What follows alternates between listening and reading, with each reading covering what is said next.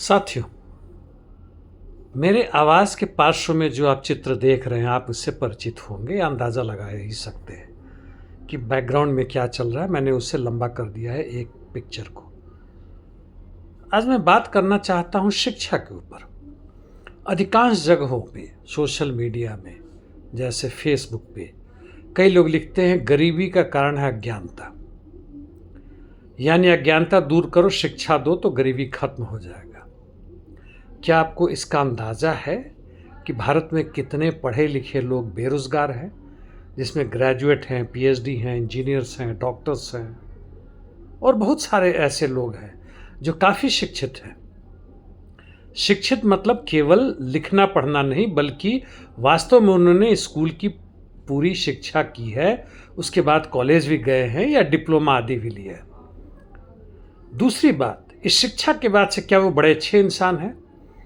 आज आप अधिकांश रिटायर्ड फौजियों को यानी वेटरन्स को देखें, अच्छे अच्छे पोस्ट से आए हुए हैं, डॉक्टर्स, इंजीनियर्स, जिन्होंने बहुत पैसे कमाए और करोड़ों नहीं अरबों में कमाने वाले, क्रिकेट जगत से, खेल जगत से, फिल्म जगत से, जिनके पीछे जनता की एक अच्छी खासी हिस्सा दीवानी है, यानी तथाकथित रूप से उसके फैंस हैं। क्या ये लोग वास्तव में जनता के लिए या समाज के प्रति सचेत हैं? और यदि सही में समाज के प्रति सचेत नहीं है तो ये सामाजिक नहीं बल्कि असामाजिक लोग हैं। यानी शिक्षा का स्वरूप क्या हो, किस तरह की शिक्षा दी जाए, वो बहुत महत्वपूर्ण है। शिक्षा कोई जरूरी नहीं कि आप स्कूली शिक्षा ही हो। हाँ, अधिकांश रूप में स्कूल में जाना आवश्यक है, क्योंकि साक्षरता से लेकर जो मूलभूत शिक्षा होती है, विज्ञान, समाजशास्त्र और एक न्यूनतम वह आधार जिससे कि इंसान इंसान की तरह जी सके और समझ सके कि इस दुनिया में क्या हो रहा है, समाज में क्या हो रहा है, उत्पादन का क्या मतलब है, वितरण का क्या मतलब है, सरकार की जो पॉलिसी है क्या है। लेकिन शिक्षा का वही मतलब नहीं है। उदाहरण के लिए आज शिक्षा तंत्र में विद्यालय, महाविद्यालय हर जगह से भगत सिंह को बाहर कर दिया गया।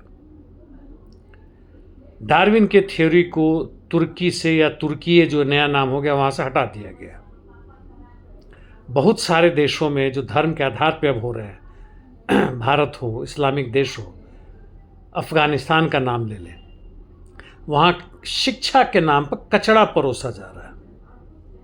लड़कियों को 7वीं 8वीं क्लास के बाद से आगे की शिक्षा देने पर रोक लगा दी गई है। शिक्षा की गुणवत्ता शिक्षा में होना चाहिए, वैज्ञानिक आधार पर होना चाहिए, तार्किक होना चाहिए, सामयिक होना चाहिए। इतिहास का वह हिस्सा पढ़ाया जाए जो कि यह समझाने में सफल हो सके कि हम आज जो कर रहे हैं वो क्या कर रहे हैं, हम जो आज हैं वो क्यों हैं, हम गरीब हैं तो क्यों गरीब हैं, ताकि हम सही अर्थ में उससे संघर्ष कर सकें। दूसरा जो सवाल उठता है, खड़ा होता है कि कामचोर लोग हैं, मेहनत नहीं करते हैं इसलिए गरीब है। क्या आपने मजदूरों को देखा है, खासकर सड़क पर ईंटा ढोने वाले, पत्थर तोड़ने वाले, सड़क के किनारे ठेले पर सब्जी और मोमोज बेचने वाले, फास्ट फूड बेचने वाले, जूते चप्पल सिलने वाले, टायर पंक्चर ठीक करने वाले, दूसरों के घरों में काम करने वाले, उसके बाद अपने घर में जाके खाना बनाते हैं। बहुत सारे लोग हैं जिसको हम कहते हैं कि वह किसी भी तरह से ऑर्गेनाइज सेक्टर में यानी अनऑर्गेनाइज सेक्टर में है, और जिसको जिस दिन काम नहीं करना मिलता है, आप चले जाएं, मजदूर चौक है, लेबर चौक है, जो बेचने के लिए तैयार है, सप्ताह में 2 ही 3 दिन या 4 दिन अधिक से अधिक बिक पाते हैं। यानी दास प्रथा की अवस्था हालत है। और दोस्तों, 100% शिक्षा के लिए आज का व्यवस्था सबसे बड़ा व्यवधान है, सबसे बड़ा रोड़ा है, और कहते हैं कि आप उसी के द्वारा दिए गए शिक्षा से आप उसका खात्मा कर देंगे। क्या यह बात आप समझ पा रहे हैं? हवा में मत बोलिए शिक्षा शिक्षा और शिक्षा। उसका आधार कहीं और है, जो नहीं चाहता है कि आपको सही शिक्षा मिले। वह नहीं चाहता है कि आप सही दिशा में आगे बढ़े, नहीं तो फिर उसकी जड़ें उखाड़ फेंकेंगे आप उसे कब्रगाह में पहुंचा देंगे और ये जनता जो है, मेहनत का शावाम है, स्वतंत्र हो जाएगी। ऐसा हुआ है दुनिया में पहले भी, अभी नहीं वैसा कहीं पे।